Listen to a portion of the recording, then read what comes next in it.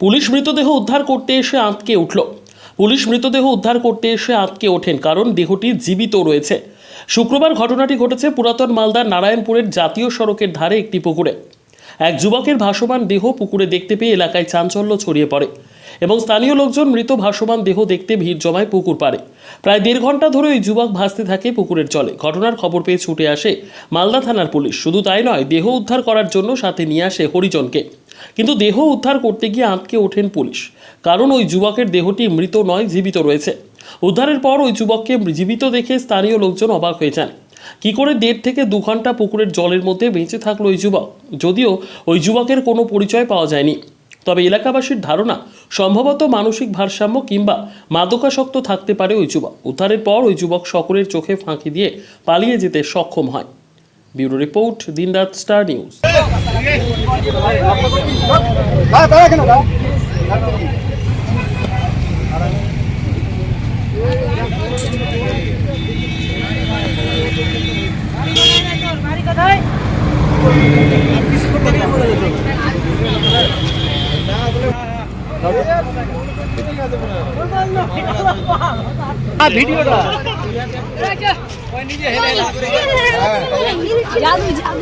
এমন ভাবে ভাসছে যে আধা ঘন্টা ধরে আমরা কনফিউজ, বেঁচে আছে না মরে গেছে ভাসছে।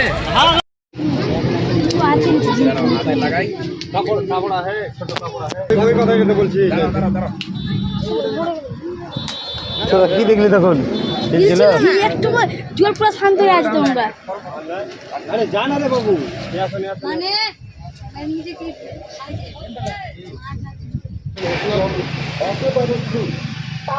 কবে যে ডুবেছে না, ভালো লোক আছে, কে যেন বসে আছে, ভালোই তো লোক আছে, পাগল নাই তো। এটা পাগল তো দেখে মনে হয় না, জামা কাপড় দেখে পাগল মনে লাগে না।